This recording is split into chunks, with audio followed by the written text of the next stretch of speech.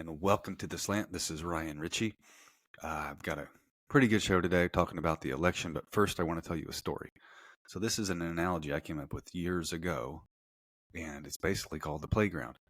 And how it works is, in this scenario, you've got a big playground full of kids. They're at recess every day. The kids play, they get along, and then one day you get a substitute teacher. Their normal teacher, Mr. Smith, isn't there. So the kids are on the playground. The substitute teacher is monitoring the playground. All of a sudden, Bobby is like, hey, the substitute teacher, maybe he won't really watch us or get angry. So Bobby runs over, he grabs Jill's hair and he pulls Jill's hair. The substitute teacher watches that happen. And he doesn't do anything. He doesn't care because he's only there for a day and he's going to leave. So knowing that, Bobby runs over and he finds Tommy. He said, hey, Tommy, I just pulled Jill's hair right in front of the substitute. You know what happened? Nothing happened. He didn't care. So Tommy thinks, well, if he doesn't care, then let me see what I can do.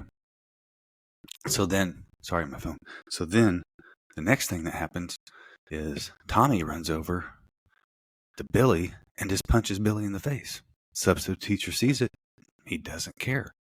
So then Tommy and Billy start running around, bullying everyone, just causing chaos on the playground. Pretty soon, all the other kids notice that Bobby and Tommy are running around the playground doing whatever they want, and no one cares. So all the kids start running around the playground. They start doing things they would never do if their real teacher was there, who would actually discipline them and send them to the principal's office. That playground, for that day, that substitute teacher there, was just a free-for-all. The kids misbehaving, kids doing whatever they wanted. And why that's important is because that is what happened when Barack Obama was president. He was only going to be here for a short time. He let us, America, do whatever we wanted. There was no discipline. There was no policing. We had cities burning all peacefully. None of that mattered. They let it go. They didn't hold law and order. And that's my scenario, the playground scenario. And now we get to tomorrow. So it's Monday, November 4th. Tomorrow's November 5th. It's the election. We have all been waiting for this. I know I've been waiting for this for almost 3 3/4 years. Tomorrow we get to cast our vote on who's going to be president of the United States for the next 4 years. Is it going to be Donald Trump? Is it going to be Kamala Harris? So from previous episodes, we talked about early voting. Well, early voting is over. It's done. So if you got out and you voted early, thank you very much.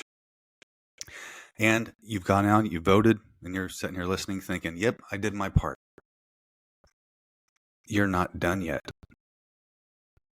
Because people your family, your friends, your coworkers, they haven't voted yet. If they didn't early vote and they're going to vote, well, first of all, if they're not going to vote, tell them to go vote. But if they're voting tomorrow and they're undecided on what they're going to do or they're on the fence, you call them or you text them tonight or Tuesday morning.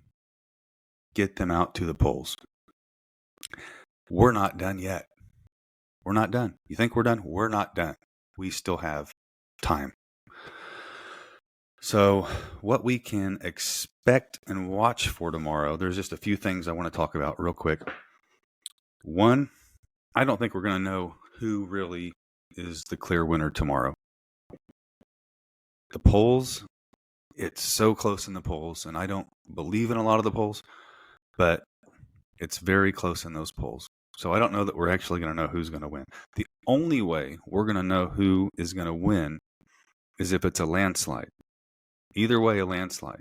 So if Trump gets the swing states he needs, if he has the popular vote, if he racks up so many electoral votes that there's no path, there's no expedition, there's no route, there's no course for Kamala to come back, then it's over. I don't think it's going to happen that way. I think that we can also expect these issues at the polls tomorrow, whether it's the machines not working, whether the They run out of ballots, whether, God forbid, the power goes out in half the country, we have a cyber attack. Those are far-fetched conspiracy theories. But there's going to be issues tomorrow. Guaranteed. We really need to watch the swing states. We need to watch how they play out. It's really tight in the swing states right now. So when you look at North Carolina, when you look at Georgia, Arizona, Wisconsin, Nevada, don't even watch. They've always voted Democrat. They're going to vote Democrat. They just are. We need to watch the blue wall again. In 2016, with Michigan, Pennsylvania, and Wisconsin, Trump broke the blue wall. And I remember watching that. I was on the couch watching it, and I was like, the blue wall's broken! We did it! And it was a feeling of victory. It felt good after all those Obama years to actually be able to have a shred, a tiny victory. It was amazing. And I want every one of us to have that tomorrow. If we get all the results tomorrow, if they're tallied tomorrow. I don't think they will be, but that would be amazing if we found out tomorrow who the president was.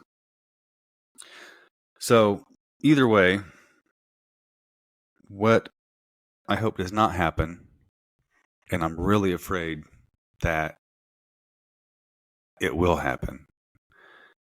I'm worried as these results come out and as the winner's chosen that we're going to see the playground out there. We're going to see chaos in the streets.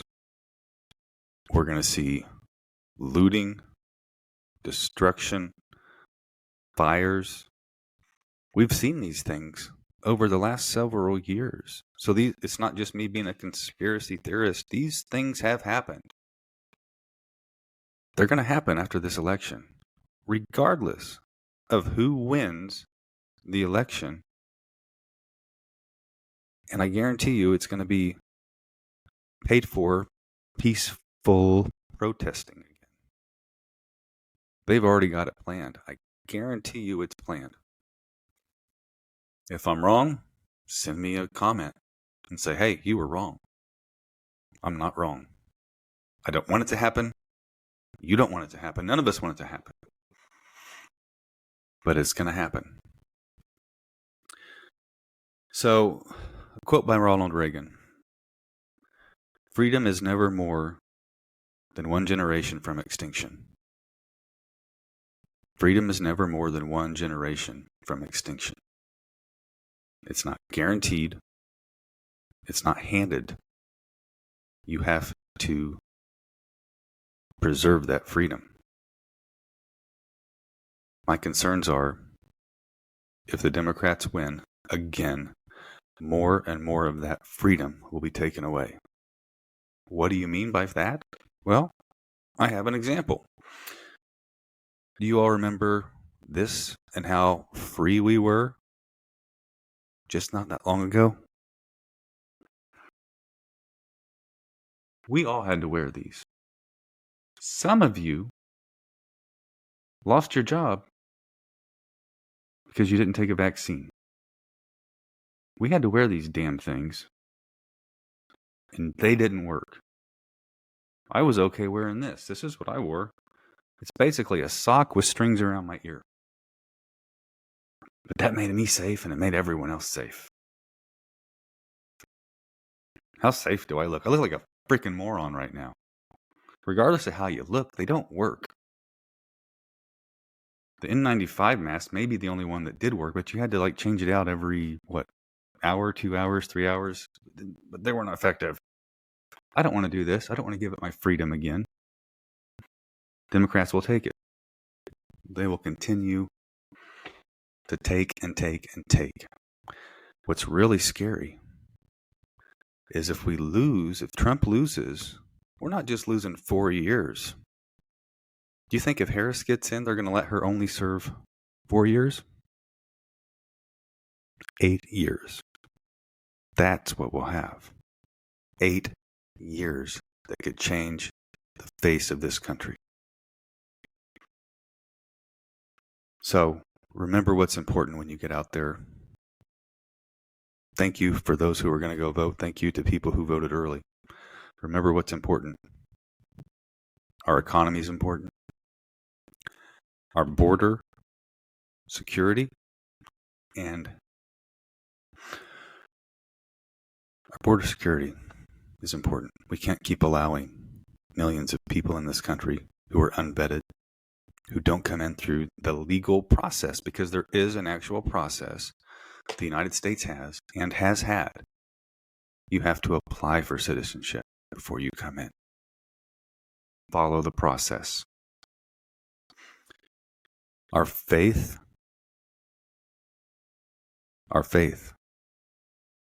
we have to preserve our faith.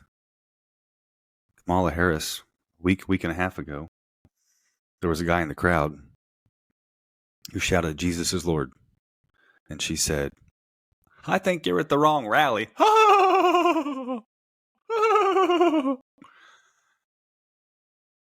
She could have said, "Yes, Jesus is Lord. Thank you for coming to the rally." But instead, she chose to stand against faith. No, that's not the leader we need for this country. The last important thing, foreign policy, foreign relations. We've been a joke for 3 and 3/4 years. We were the strongest country in the world for forever. Since we became America, we have been. Now we're a joke.